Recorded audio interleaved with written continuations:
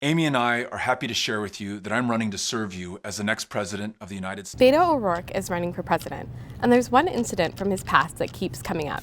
Beto crashed into them, causing a collision while driving drunk, then fleeing the scene to avoid accountability. I did not try to leave the scene of the accident, though driving drunk, which I did, is a terrible mistake. O'Rourke definitely got a DWI in 1998. That's not the question here. The question is whether or not he tried to flee the scene.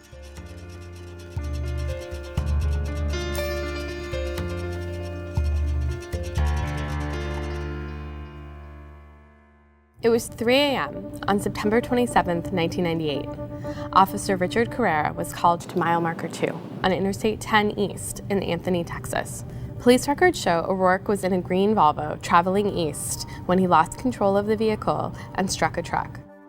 O'Rourke's car crossed the center median and came to a complete stop facing east. According to the police report, the driver then attempted to flee the scene.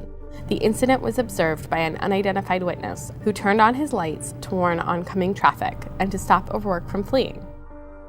Carrera filed 2 reports about the incident that have slight discrepancies, which has led some people to suggest that they should be discredited.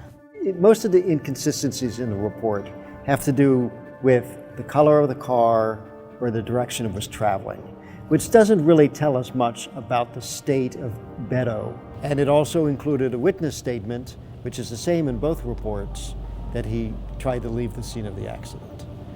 So the inconsistencies, while concerning, don't necessarily detract from the only record that we have at the moment of what happened that night.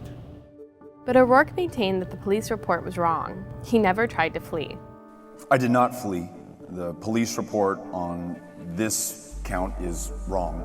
Police records reveal it was his 26th birthday. O'Rourke said he had had pasta and 2 beers at the time. So the blood alcohol content was 0.136. And that kind of blood alcohol level is pretty high. For someone of Beto's weight, as listed in the police report, that would suggest he had had 6 drinks. But that amount of alcohol would cause gross motor impairment, lack of physical control, blurred vision, and a major loss of balance.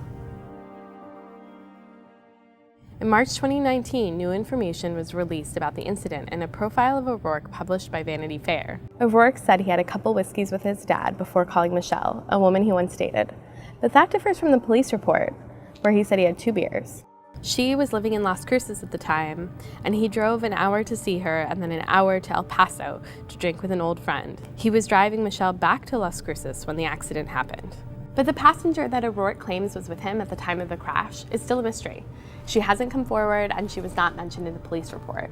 Here at The Fact Checker, we place a high value on contemporaneous records. Given his blood alcohol content at the time, O'Rourke's memory 20 years later is certainly less credible than a police report that was written that same night, even if it has inconsistencies in it.